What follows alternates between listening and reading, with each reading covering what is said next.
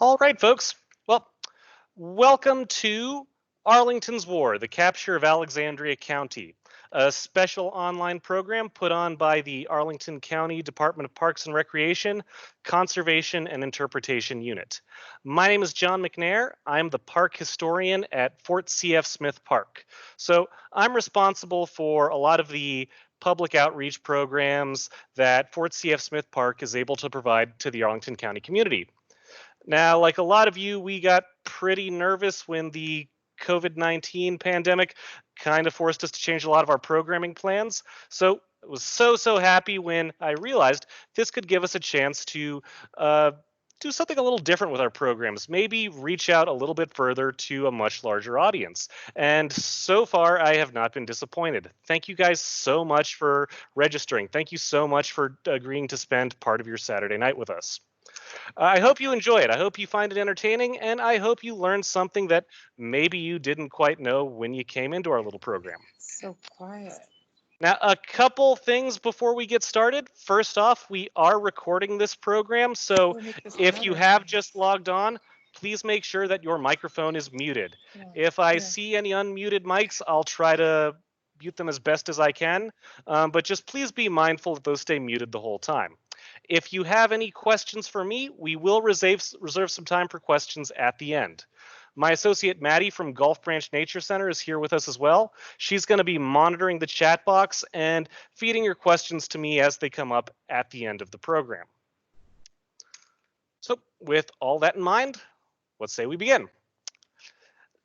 Now, if you read the description of this program, you probably noticed that I hyped this up as an anniversary program.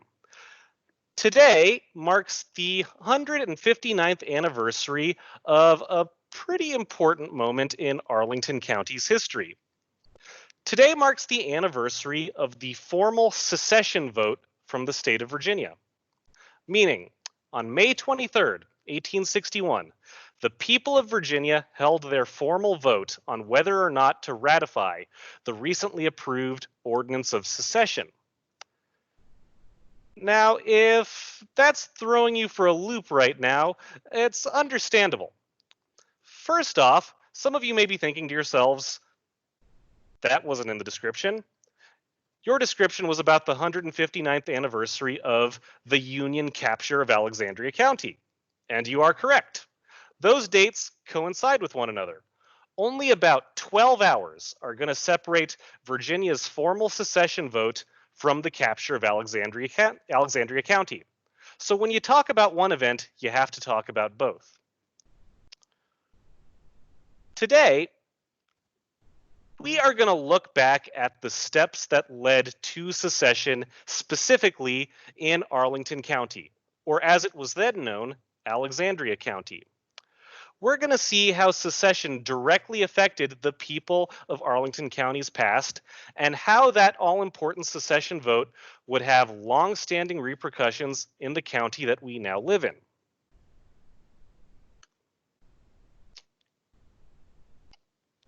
All right, hopefully you guys are seeing the next slide in my PowerPoint. Maddie, thumbs up if that came through. Perfect. On a roll today. Now, before we can jump too far into the nuts and bolts of the Civil War in our county, we have to go back a few years. We need to establish a little bit of a groundwork for the history of Alexandria County so that you can really appreciate what's facing Alexandria County residents. Now, if you look on the left-hand side of the PowerPoint, you are going to see a zoomed-in section of an old 1860s map. This is a map of the District of Columbia as it stood at the early days of the Civil War. Now, anyone from the area who's familiar with Washington, D.C., familiar with their sports team, familiar with their branding, at this point you should be aware of what the District of Columbia actually looks like. It's that odd half-diamond shape pressed right up against the Potomac River. I always need to emphasize this, particularly if I have children in my programs. But Arlington County is actually the other part of that diamond. Hey, John, I'm going to interrupt you for just 1 second. Yes. Some folks are saying that they didn't see the slide advance.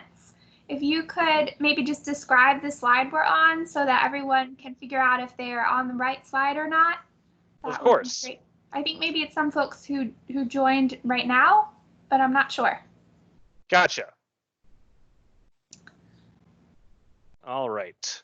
So right now we should be looking at a slide with a top title that says A Tale of Two Counties. On the left-hand side, you should be seeing an old map of the District of Columbia with Alexandria County on the other side of the Potomac. To the right, you should be seeing some text describing a little bit about what we are going to experience at this moment in time in District of Columbia history. So we will... Okay, so we've got some folks who are seeing that slide. I think maybe computers just needed a second to catch up or something, but yep, it looks like, yeah, it looks like we're getting there. So okay. Yeah, thank you. Perfect. If any other issues like that pop up again, just let us know and I can try and slow down a little bit. Again, this is a relatively new platform for us as well, so we are happy to help. But anyway, yes, so the story of Alexandria County really is the story of two counties. In 1791, when the boundary markers are first laid to map out the 100 square miles that become the District of Columbia, ground is chosen on both the Maryland side of the Potomac and the Virginia side of the Potomac. Now, on the Virginia side of the Potomac, there is already a town in what becomes the southernmost corner of the district. That is the town of Alexandria. The other section of the Virginia district extending northwestwards along the Potomac, that is going to become Alexandria County, or as it's sometimes referred to, the country portion or the county portion of Alexandria. So as early as 1791, you are going to start to have two very different mindsets among people who come to settle in Alexandria County. Some of them are going to be native-born Virginians, people who have either been lumped into the district as the result of this new mapping, or in some cases, they are going to be people coming southward to live and work in the new district and who don't necessarily have that connection to the state of Virginia.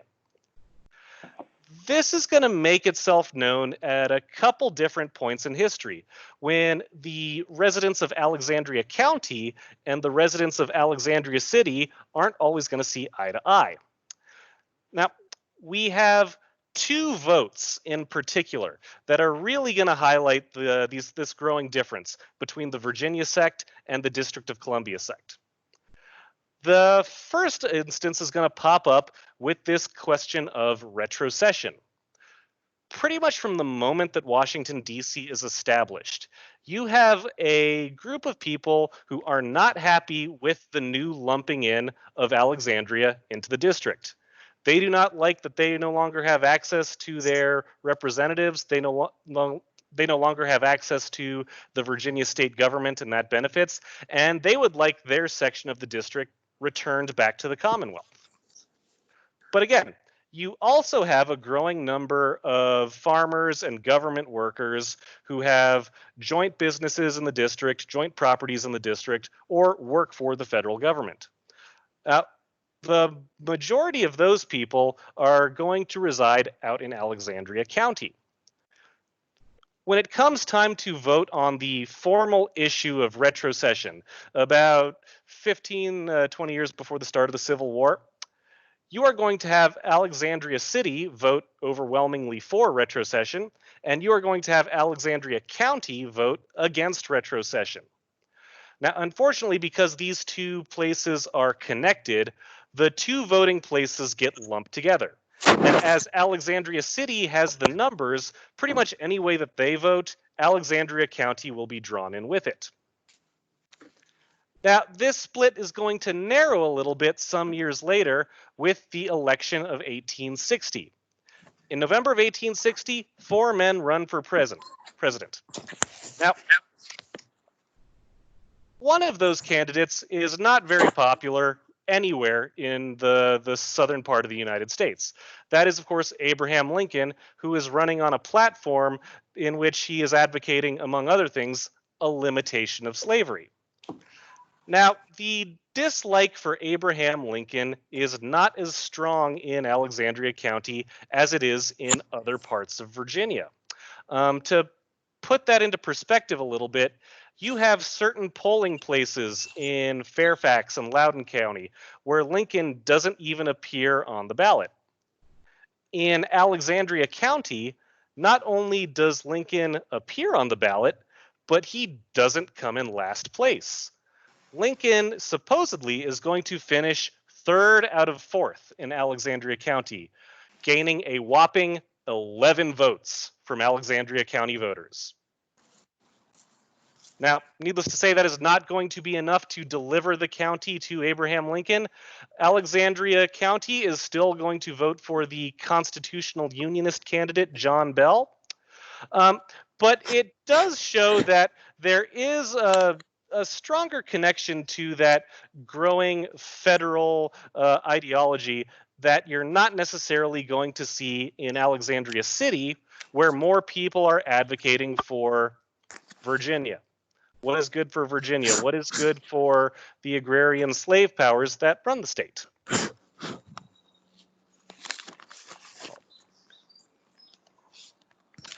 Okay. Now, our next slide, we should be looking at a rather odd map of the greater DC area, Alexandria to Washington to Baltimore. Again, we'll give that a second to see if that loads up for everybody.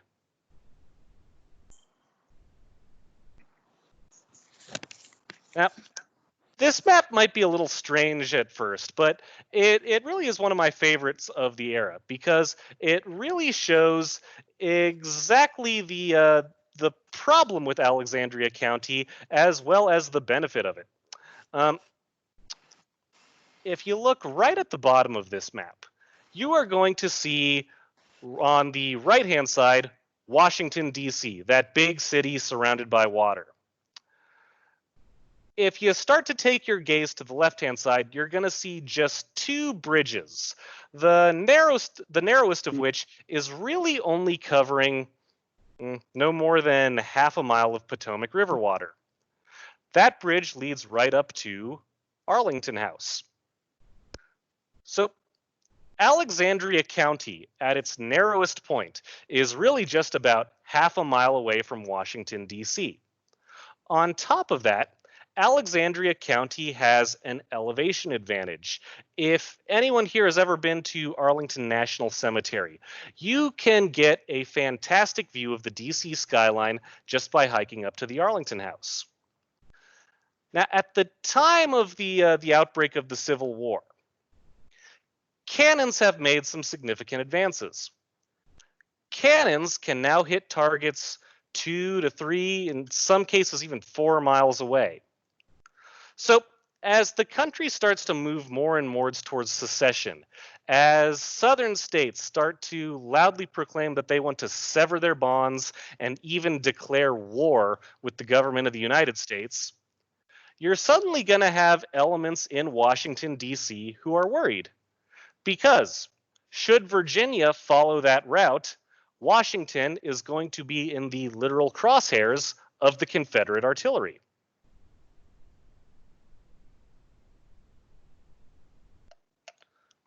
All right. Now for our next slide, we've zoomed in on that map a little bit. It's washed out a little, and we have a very basic timeline on the right-hand side.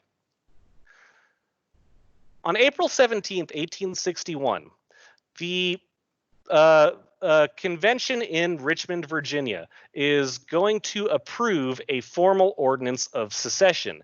This is a document that would declare Virginia's intentions to leave the United States and join the Confederate States of America, which at that point is now at war with the Union. Now, traditionally, many historians have viewed April 17th as the date of Virginia's secession. That's not 100% true. Remember, on the 17th, All that has happened is that a declaration of secession has been approved. That declaration needs to be ratified in a referendum vote by the people. Now, that vote is put off until May 23rd, 1861. So you have about a month, give or take, where the entirety of Virginia, and in particular Alexandria County, is in a very strange position. Have we seceded? Have we remained in the Union? And if one or the other is true, what are we going to do about it? Things from that point on are going to move very, very quickly on both the Union and the Confederate side of things. Now, to start off, almost as soon as that Virginia Ordinance of Secession is passed in Richmond, you're going to start to see a large number of resignations from the various government offices and military branches based out of Washington. The most notable person to partake of all this will be then Colonel Robert E. Lee of the U.S. Army. Robert E. Lee lives in his wife's home of Arlington. The Arlington house is his. Now, Robert E. Lee is not the only Alexandria County resident to resign his commission with the United States government as soon as the secession train starts to roll out of town. A few months prior to the ordinance, William Nutt, a farm owner in the vicinity of East Falls Church, is going to resign from the U.S. Treasury Department. A U.S. Naval lieutenant named Bushrod Hunter is also going to resign from the U.S. Navy about a day after Robert E. Lee resigns from the Army. The Hunters own another major plantation in our county, the plantation of Abingdon, the approximate location of the Reagan Airport. Now, with these resignations are going to come even more movements out of the county. As people start to realize that the war is coming, and more particularly, as they realize that the war is coming to this specific spot because of the importance of Washington, D.C., they realize that Arlington is going to be the front lines, at least for a moment. So some people, like the Lee Custis family, are going to leave the county. In early May of 1861, the Custises will hand the keys to their house to Selina Norris Gray, the enslaved housekeeper who works on the property. So Mrs. Gray is going to be responsible not only with the safeguarding of Arlington House, but also the treasures that it contains. Specifically, she is going to be left to guard the Custises family's large collection of artifacts belonging once to George Washington. Now, other county residents who hold residencies in the District of Columbia are going to quickly go north of the Potomac River.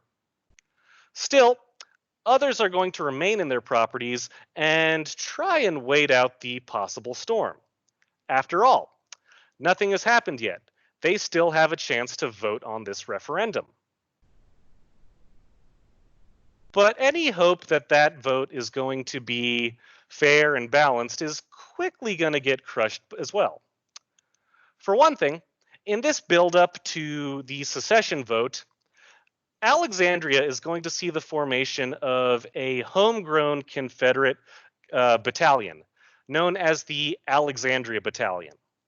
This is made up of Confederate companies from many of the local Northern Virginia counties, places like Prince William and Fairfax, and in particularly Alexandria and Arlington County. These soldiers are going to make up an Alexandria Defense Force for the Confederacy.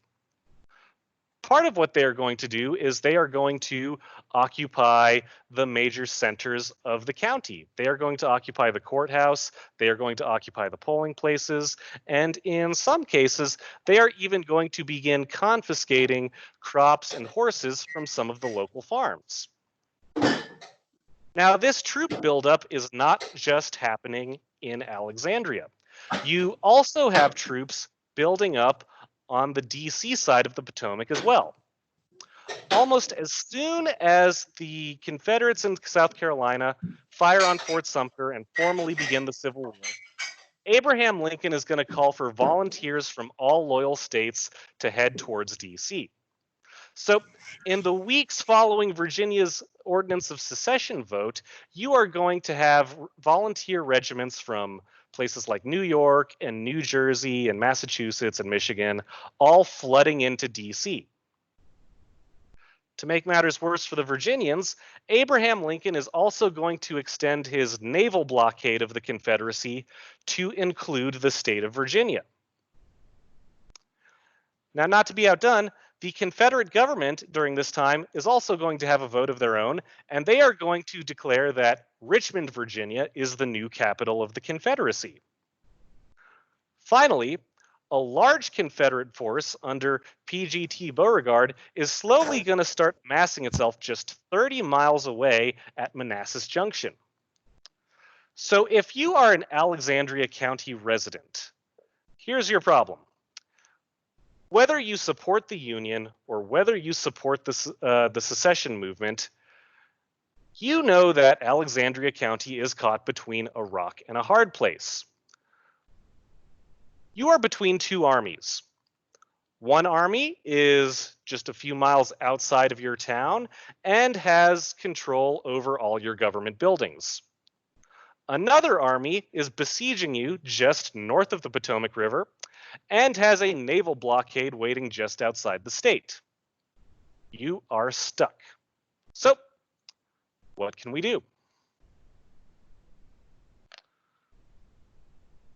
Well, the first thing we can do is we can keep an eye out for the types of soldiers that are going to start coming into our county.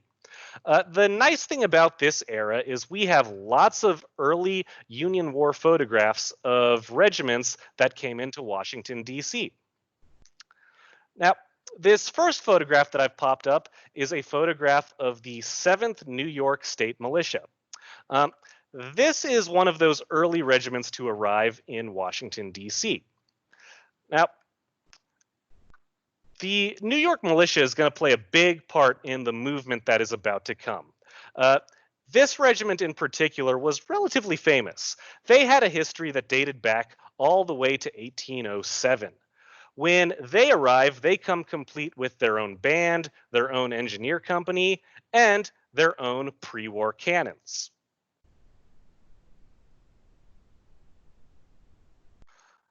Our next featured regiment is a little newer than the 7th New York State Militia, but still, they have a pre-war legacy as well. The 69th New York State Militia, pictured here outside of a chaplain's tent, is going to form a couple times in New York's history, this particular iteration dating back to 1851. Now, the 69th New York State Militia was formed primarily by Irish Americans living in New York City. At the time of the Civil War, the 69th New York State Militia is in a bit of a pickle. A few months before the secession crisis broke out, their commanding officer, Colonel Michael Corcoran, got himself in trouble when he refused to have his regiment go on parade before the Prince of Wales, who was touring America at the time. Because of this, Michael Corcoran was facing possible court-martial charges when the American Civil War broke out. Because Lincoln needed every volunteer possible to head down to Washington, the court-martial proceedings were swept away, and the 69th New York Militia made it to Washington as well. But possibly the real stars of the Union's arrival in the district would be the men in this slide right here. The 11th New York Volunteers, also known as New York's Fire Zouaves. The Fire Zouaves were formed as a direct response to Abraham Lincoln's call for volunteers. They dressed themselves in the style of a Zouave, or a French soldier stationed in North Africa. Now, the Fire Zouaves were recruited primarily from fire stations in New York City. Their colorful uniforms, combined with the athletic public drills that they would put on, made them stars for the Union press. To top that off, they were led by a dashing young colonel named Elmer Ellsworth, who had been a friend of Abraham Lincoln prior to his rise to the presidency.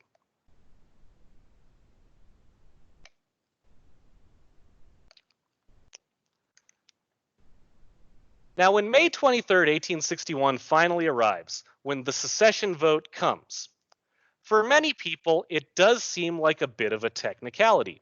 Again, Alexandria County is anything but free and independent at the time. The photograph on the right-hand side of this next slide, how Virginia was voted out of the Union, was a political cartoon released not too long after this vote. It was published in Harper's Weekly. Now, this depiction of a Virginia polling place is not necessarily accurate to every county in the state of Virginia, but it is reminiscent of what happens in Alexandria County. The Alexandria County polling place at Ball's Crossroads was occupied by members of the Confederate Militia. And Union men who went out to vote for the Union cause were putting their life in their own hands. One prominent Unionist from Alexandria County was a militia commander by the name of William Gary. At the time of the secession vote, William Gary had been arrested by the Confederate militia and jailed in the Alexandria jailhouse. Another prominent Alexandria County secessionist named James Roach of Roach's Mills fame actually threatened other county residents at gunpoint not to vote in the election. This did not stop many people in Alexandria County from turning out and indeed voting for the Union cause. By the end of the day on May 23rd, 1861, Alexandria County by majority votes in favor of remaining in the Union. The Union sentiment is just that strong. But just like we saw in the past votes, their vote isn't going to matter quite as much because it will be combined with the votes from Alexandria City. And Alexandria City much more favors secession. So in the evening hours of May 23rd, 1861, almost 159 years ago exactly from the moment we're in right now, the writing is on the wall. Whether you support the Union or not, if you are a Virginian, you are about to leave, and you know what is waiting as soon as you have left. If you live in Alexandria County, you can see what's waiting for you just on the other side of the Potomac. Thousands of Union soldiers are in campsites in D.C., waiting for orders to move out. For the last several weeks, they have been told that a movement into the heights of Arlington is imminent. All they're really waiting for is the formal secession vote. So, with that vote finalized in the late hours of May 23rd, the Union Army is now told to move.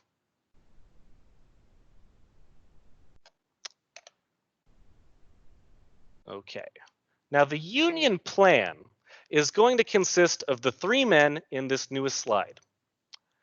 General Samuel Heintzelman of the U.S. Army and Major General Charles Sanford of the New York State Militia are going to take the lead on this one. The plan is for these two men to lead two columns across the two bridges that directly connect Washington, D.C. to the Arlington Heights. The bulk of these soldiers will be New York militiamen, like the militiamen I pointed out earlier.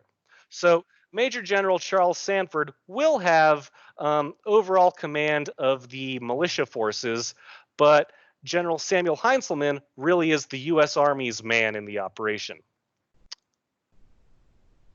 Now, for all these weeks of preparation, Heintzelman understands that the goal of the May 23rd expedition is to retake Arlington.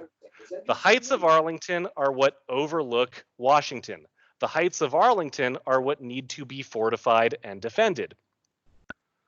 But according to Heintzelman, in the afternoon of May 23rd, a new objective is added to the proposed Union plan.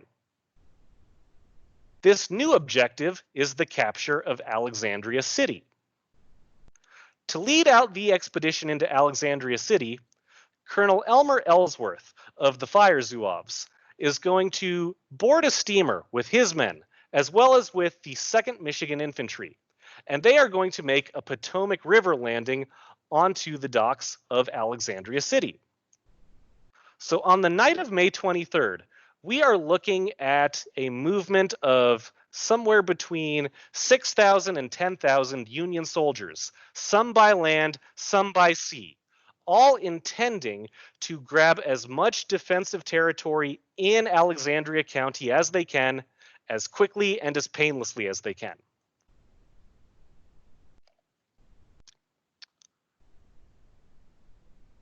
The Union soldiers start making their movements at 9 p.m. on May 24th, 1861. The sun has set, the sky is clear, the moon is out. They are told to leave their campsites without their knapsacks, without their haversacks, without their canteens, without anything that can make a noise or give them away. They then line up along the DC ends of the Long Bridge and the Aqueduct Bridge, those 2 bridges that connect Washington to Alexandria County.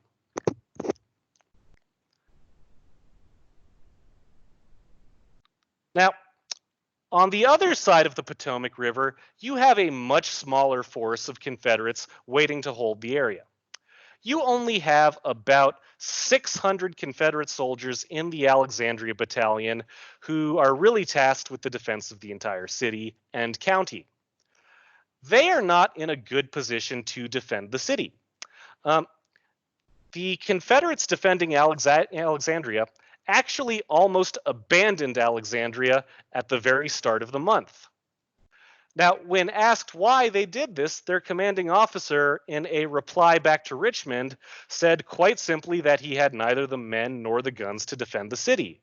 Many of his men were armed with outdated weapons, and of those outdated weapons, many of them did not have ammunition either.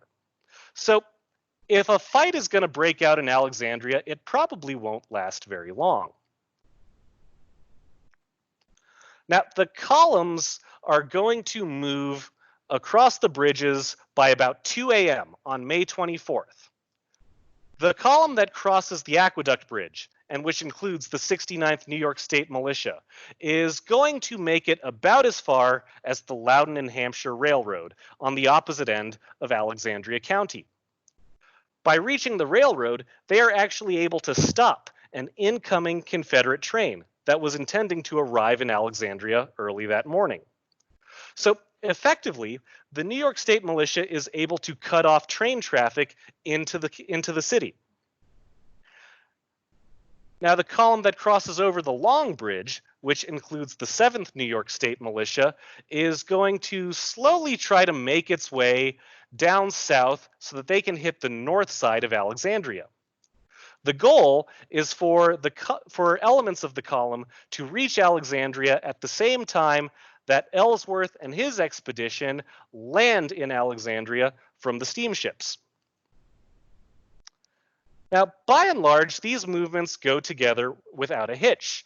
The Union soldiers who cross the bridges encounter very little resistance and meet no casualties. A few Confederate guards and at least one Confederate sergeant who was on board the passenger train are captured during this nighttime movement. Now, Ellsworth's group is going to run into a little bit of trouble. As the steamships appear outside of Alexandria, a few Confederate guards on duty will fire at them. However, this small fire isn't going to do much to the ship. Now, seeing how outnumbered they are, the Confederate forces inside Alexandria are going to make a very hasty retreat. As the bulk of the Alexandria Battalion makes their way towards the train station to evacuate the city, a homegrown Confederate cavalry company is going to try and buy them time and engage the landing Federals. However, this cavalry company is captured in its entirety without any casualties on either side. So an additional 35 Confederate cavalrymen are captured inside Alexandria City. All told, this takes about 2.5 hours. It's 2 a.m. when the soldiers start crossing over the bridges, and it's 4:30 a.m. when the Union Army arrives in Alexandria. A 6,000-man night operation from 2 different fronts goes almost perfectly. Unfortunately, it isn't perfect enough. After the Union occupation of Alexandria, around 5 a.m., as the sun is rising, Colonel Ellsworth of the Fire Zouaves is going to enter the Marshall House, an Alexandria hotel. The Marshall House has a Confederate flag flying over top that can be seen from Washington, D.C. Ellsworth will ascend the staircase to take down the flag, and as he descends from the staircase, he is going to be shot at point-blank range by Mr. Jackson, the hotel's proprietor. Jackson will then be killed by Francis Brownell, a member of Ellsworth's regiment who was actually in that picture I showed you with the Fire Zouaves. Now, because of this very brief, very bloody encounter, the newspapers the next day aren't going to talk about a flawless movement into Alexandria County. Instead, they are going to talk about the tragedy of Colonel Ellsworth. Ellsworth will become the first Union martyr. And in this one brief instance, he is going to be involved in a mutually destructive encounter. This freak show of bloodshed in Alexandria is going to be just the start of 4 years of constant warfare in our surrounding area.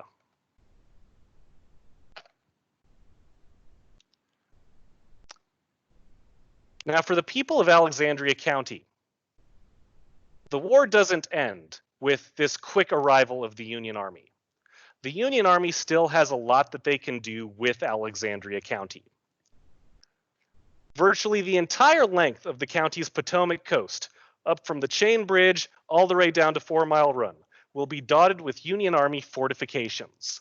By the end of the war, there will be more than 20 named forts in Arlington County for the Union. On top of that, just about every crossroad and every hill within the county will have some sort of Union outpost or encampment looking out into the rest of Virginia. Other buildings will be repurposed for different Union Army uses.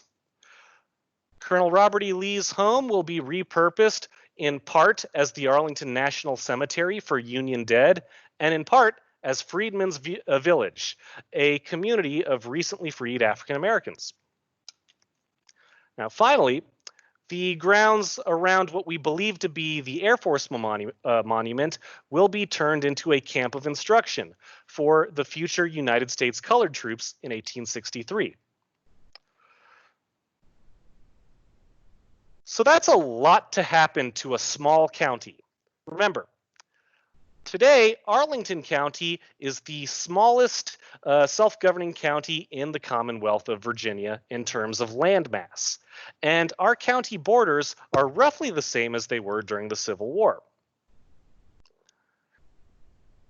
This one moment in late May of 1861 is going to put all eyes in the Union squarely on Arlington. Arlington cannot sit out of the war. Arlington, whether it wants to or not, has to be repurposed in its entirety for the Union war effort. And today, the remnants of that Union war effort can still be seen in our neighborhoods, in our public buildings, in our government buildings, and in our own backyards. Now that is where I'm going to leave the formal part of the presentation. Now, I glossed over a lot of things there, so I'm hoping I can answer some of your questions to maybe flesh out some of these finer points. Again, if you have any questions for me, please use the chat box. Maddie is going to leaf through a couple of them, and then probably by about 8 o'clock, we will go ahead and disengage. Hey, John, so no one typed any questions while you were presenting. We did have a few individuals raise hands. I believe one of them has left, but Elizabeth Dearson is still here. Elizabeth, did you have a question for John? And if you could type it into the chat, that would be great. Shannon said she was still unable to see slides 11 and 12. So again, I think some people were experiencing a little bit of a delay. Other people seem to not be experiencing that delay. Shannon, I believe John is recording this presentation, and so he will be able to send everybody a recording of it once we're all done this evening. So if for whatever reason your computer doesn't catch up to where we are, you'll be able to see slides 11 and 12. Jerry wants to know how many people lived in Alexandria County on May 23rd, 1861. Very good question. So this one is a little hard to piece together because, again, a lot of the people, or I won't say a lot, but there's a good number of people in Alexandria County who have residency in Alexandria County and again in Washington, D.C. So a lot of the farms, a lot of the homes, they might be occupied by the extended family of D.C. residents. This makes the exact living population a little hard to piece together. Let's see, I don't have that figure in front of me, but when it comes time to vote on the Ordinance of Secession, you're looking at close to about 1,000 votes cast total. Now, that's not everyone. A lot of those people would have had families. A lot of people were intimidated out of voting. And again, that does not include the enslaved population, which is also hard to determine because the enslaved population was only counted officially once a year. And during that one time a year, you could have enslaved persons rented out of the county, you could have enslaved persons rented into the county, and that's going to cause the numbers to fluctuate. For more information on historic Alexandria County, I believe we have some representatives here from the Alexandria Historical Society who, if you look into some of their research and go to their museum when things open up, they can help you out with just about anything you need to know about historic Alexandria County from any era. Good question. John, it looks like we have a few more population questions, which I'm going to group together the populations of Alexandria City and Alexandria in 1861, which I think you already addressed. And then let me scroll down here, the population in the 1860 census, which sounds like a way for folks to sort of research and figure out those numbers. I'm going to move on to questions about the forts. So give me 1 second just to scroll up here. Perfect. Evan and Wesley want to know where the forts on 4 Mile Run were located and what present-day landmarks they are near or were near. Sure. How many of the forts are we still able to visit? And do the forts in Arlington face away from the Potomac or do any face towards it? Very good question. So working back a little bit, if you go down to the 4 Mile Run area, there are 2 Arlington County public parks that mark the approximate locations of 4 Mile Run fortifications. You have Fort Barnard, which is now a fort-themed playground just a little bit north of 4 Mile Run, and you have Fort Reynolds Park, which is just a little bit south of 4 Mile Run in Fairlington. Now, at neither of these locations do you really have evidence of earthworks that have survived. Now, the exciting thing is that very recently, within the last year, the AFAC, the Arlington Food Center, they did a renovation in their basement, and they actually discovered Civil War cannonballs. So, based on the location of their building, we have come to believe that that may have been the location of an independent federal battery that would have pointed up 4 Mile Run in the direction of Falls Church. We know batteries like that were scattered down the 4 Mile Run as well. Now, to your other question, do any of the Alexandria County forts face into the Potomac River? The simple answer to that is if they do, they also face into Virginia. The forts that exclusively face into the Potomac River are usually going to be found on the Maryland side.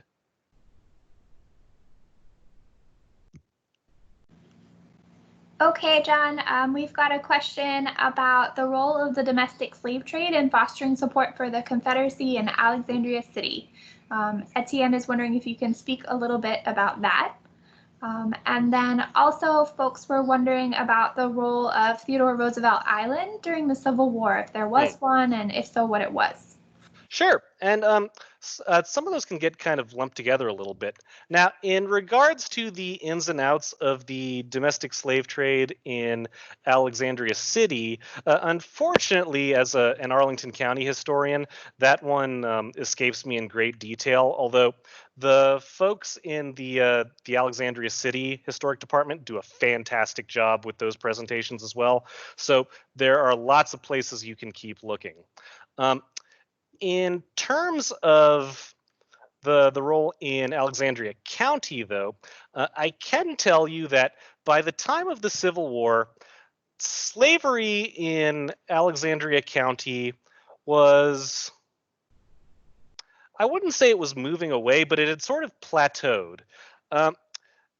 It's a phenomena that has been explored by a number of more recent historians of slavery in the region, but as more lands began to open up out west, the more established slave states like Virginia and Northern Virginia in particular, where there's not a big cash crop industry, they are going to begin moving large numbers of enslaved persons forcibly westward.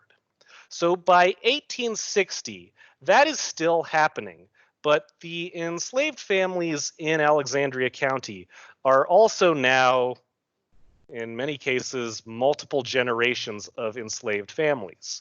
There are personal ties there. Selina Norris Gray is a perfect example. She was the enslaved maid at the Arlington house who was trusted with the keys to the house when the Lee and the Custis family left the area. She was a second generation Arlington estate enslaved woman. So on her side of things, she was able to maintain a fairly strong family relationship inside Alexandria County. But that was by no means the rule. All right, now I think we had a question about Roosevelt Island. Was that correct? Sure. So yes, Roosevelt Island was also a campsite of sorts during the Union occupation of Alexandria County. Supposedly, this was another one of those campsites for the recently raised United States colored troops that are slowly going to start trickling into Alexandria County towards the end of the war. If you look on the greater map of Civil War Washington that we see here on the screen, you'll notice that the fort closest to Roosevelt Island is Fort Haggerty. Now, if you want to look at the records of all of these forts, a lot of them are, or a lot of their abstracts, I should say, are preserved in the National Archives. You can check out one of the books and read them in the archive space. And when you do that, you start to see patterns. Where are the most soldiers dying from disease? Where are the most soldiers deserting? This, that, and the other. At Fort Haggerty, you get to a point in the Civil War where lots of the enlisted men there are starting to apply for officers' commissions with the United States colored troops. So this follows the thinking that there probably is a larger USCT encampment on Roosevelt Island. Thanks, John. We've got a few more questions. There are some that are sort of related to each other, so I'm going to try to group them together. Folks are wondering, in 1861, how big were the Confederate and Union armies? Were there many Union-Confederate battles fought within Arlington County proper? And did any of the forts see action? And then finally, related to that, we have Eric wondering when the first Union casualties were buried at Arlington House. Ah, okay. So this question of fighting in Arlington County, that one really is a work in progress. Even to this day, we are still conducting research and learning more about various actions in and around the county. So at this point in time, I don't have an exact number of battles or of casualties, but the most action you're going to see in Arlington is going to happen right after the First Battle of Manassas. After the First Battle of Manassas, the Union Army is pushed from Manassas all the way back into Arlington. Meanwhile, elements of the Confederate Army will make it as far as Falls Church. They'll occupy some of those hills like Upton's Hill and Munson's Hill and Mason's Hill that all look into the county. For about 2 months, give or take, from early August to the end of September 1861, you are going to have skirmishes and movements and probing actions from both sides trying to regain footholds into the other's county. Now, once the Army leadership changes on the Union and on the Confederate side, you're going to see a very quick, disillusion of those actions. They're going to move on to bigger campaigns elsewhere. For more information on the fighting that occurs in Arlington, Peter Vasilopoulos, who may be in our program today, he's been teaching some very nice programs with the Encore Learning Center that hopefully will get picked up again once classes get normalized. So I definitely recommend looking at the Encore Learning programs because there's some good stuff coming out there as well.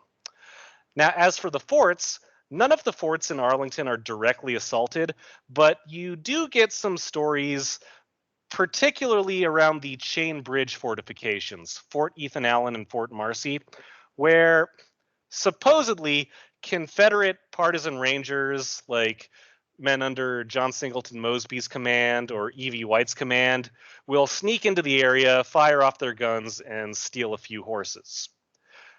On a more technical note, the artillerymen at Fort Ethan Allen are in 1861 going to make an artillery bombardment of Confederate soldiers in Falls Church using hot air balloon reconnaissance. So it is the first time in world military history where air power is used to direct ground artillery fire. Not exactly a major engagement, but it is a major point in the history of human warfare. I think we had a question about Arlington Cemetery. So the Arlington Cemetery is going to be it's going to be started in 1863. I apologize, I don't have the exact date right in front of me, but that is going to happen as a direct response to Robert E. Lee's rise within the Confederate Army. The logic is going to be that if he is going to deal this much death to the Union soldiers in Virginia, then they have to be buried at his house. So we have a little bit of information from G.W. McLeod, who said the first burial was May 13th, 1964. I guess there used to be a plaque at the Marshall House that was removed a few years ago. Mm-hmm.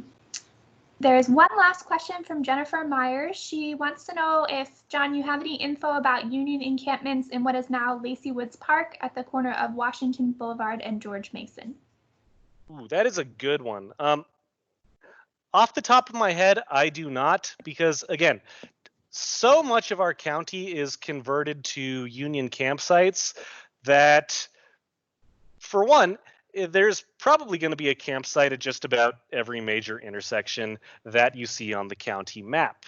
Now, the other problem is that campsites did not have the kind of hard mailing addresses that we would like.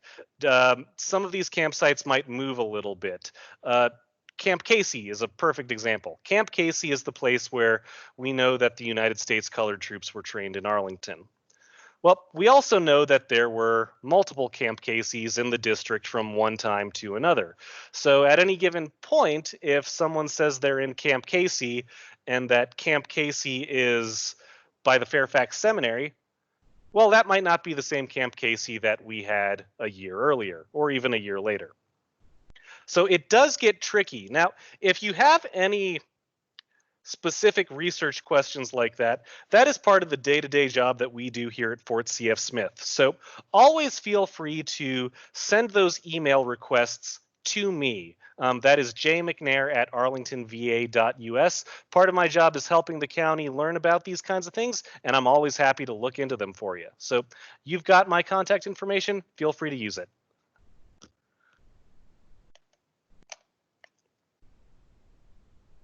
All right, I don't see any more questions coming into the chat, so yeah, I think that might be it.